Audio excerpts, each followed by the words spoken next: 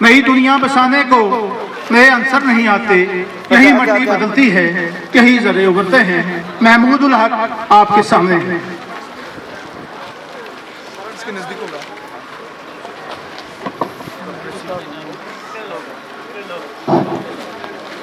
आज की तकरीब के मेहमानान ख़ुसूसी मोहतरमा शमीम अख्तर साहिबा, प्रिंसिपल साहब, BDO साहब, SHO साहब, नायब तहसीलदार साहब, बुजुर्गों, दोस्तों और मेरे हमसफर साथियों,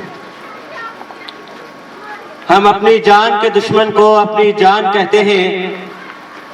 हम अपनी जान के दुश्मन को अपनी जान कहते हैं। मोहब्बत की इसी मिट्टी को हिंदुस्तान कहते हैं। जो दुनिया में सुनाई दे उसे कहते हैं खामोशी। जो दुनिया में सुनाई दे उसे कहते हैं खामोशी। जो आंखों में दिखाई दे उसे तूफान कहते हैं। मोहतरम हजरात, 26 जनवरी 1950 को अपना मुल्क हिंदुस्तान जमहूरी हुआ, यानी अपने मुल्क में अपने लोगों पर अपना कानून लागू हुआ। आजाद हिंदुस्तान का अपना दस्तूर बनाने के लिए डॉक्टर भीमराव अम्बेडकर की सदारत में 29 अगस्त 1947 को 7 रुकनी कमेटी तश्कील दी गई, जिसमें मुल्क का मौजूदा दस्तूर मुरतब करने में 2 साल 11 माह 18 दिन लगे थे। दस्तूर साज असेंबली के इस मुख्तलिफ अजलास में नए दस्तूर की हर एक शिक पर खुली बहस हुई। फिर 26 नवंबर 1949 इसे कबूल कर लिया गया और 24 जनवरी 1950 को एक मुख्तसर अजलास में तमाम अरकान ने नए दस्तूर पर दस्तखत कर दिए। बहरहाल 26 जनवरी 1950 को इस नए कानून को लागू करके मुल्क भर में पहला यौम जमहूरिया मनाया गया। इसी तरह हर साल 26 जनवरी को यौम जमहूरिया के दिन के तौर पर पूरे मुल्क में जोशो खरोश के साथ मनाया जाता है। 15 अगस्त 1947 की तरह ये तारीख भी मुल्क का कौमी और यादगारी दिन बन गई है। 26 जनवरी को जश्न के तौर क्यों मनाते हैं, तो आइए तारीख के अवराक का मुशाहिदा करते चले। जश्न का ये दिन हिंदुस्तानियों को यूं ही नहीं मिला, इसके लिए बहुत बड़ी कुर्बानियां देनी पड़ी, लाखों जानों के नजराने पेश करने पड़े, तब जाकर 26 जनवरी का ये जश्न हिंदुस्तानियों को नसीब हुआ है।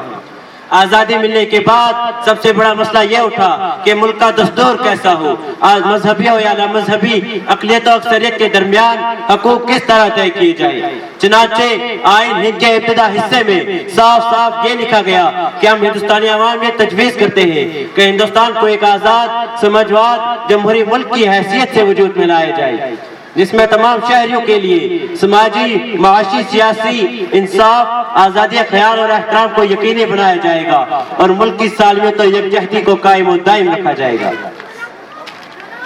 अंग्रेज ईस्ट इंडिया कंपनी के साथ 1601 में तिजारती गर्ज से हिंदुस्तान आया। उस वक्त हिंदुस्तान में जहांगीर बादशाह की हुकूमत थी। अंग्रेजों को बाकायदा तिजारत की इजाजत शाहजहां के दूसरे लड़के औरंगजेब शाहजहां ने दी थी। उनकी वफात के बाद मुगलिया सल्तनत कमजोर होने लगी। मुगलिया सल्तनत की अजमत का सिक्का कमजोर होते ही अंग्रेजों के उरूज का दौर शुरू हो गया। शातिर अंग्रेजों ने पूरे मुल्क पर कब्जे का प्लान बना लिया। अंग्रेजों को गुलामी की जंजीरों में जकड़ने का मंसूबा तय कर लिया। इनके खतरनाक मंसूबों को भांप कर सबसे पहले मैदान प्लासी में जिस मर्द मुजाहिद ने अंग्रेजों से मुकाबला किया और 1757 में जामे शहादत नोश किया, वो शेर बंगाल नवाब सिराजुद्दौला था। फिर 1799 में अंग्रेजों का मर्दानावार मुकाबला करते हुए शेर मिस्र टिप्पू सुल्तान ने मुल्क पर जान निछावर कर दी, जिनकी शहादत पर अंग्रेजों ने यह ऐलान किया था कि आज से हिंदुस्तान हमारा है। दूसरी तरफ अंग्रेजी फौजें पूरे मुल्क में फैल चुकी थी। अंग्रेजी हुकूमत ने हिंदू मुस्लिम का मजहब खराब करने के लिए आटे में गाय और सूर की हड्डी का बुरादा मिला दिया, कुएं में गाय और सूर का गोश्त डलवा दिया।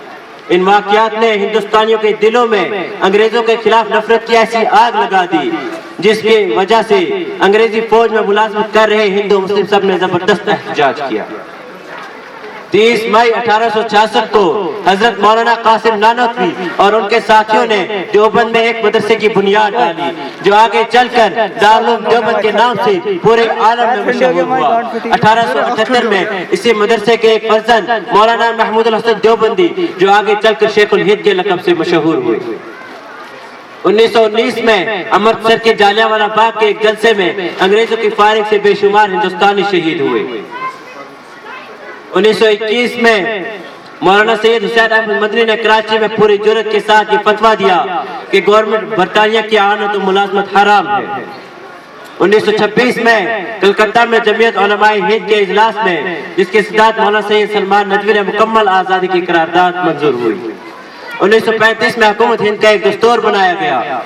1942 में अंग्रेजों हिंदुस्तान छोड़ दो तहरीक चली। बिलाखिर ब्रिटिश हुकूमत घुटने टेकने पर मजबूर हुई। 15 अगस्त 1947 को मुल्क आजाद हो गया।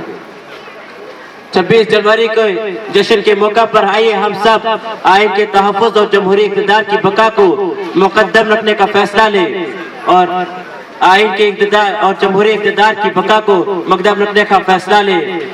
मैं अपनी तकरीर के अख्ताम एक इशार से करना चाहता हूँ। ये नफरत बुरी है न पालो इसे, ये नफरत बुरी है न पालो इसे, दिलों में खर्च है निकालो इसे, न तेरा न मेरा न इसका न उसका, ये सबका वतन है बचा लो इसे, ये सबका वतन है बचा लो इसे। शुक्रिया।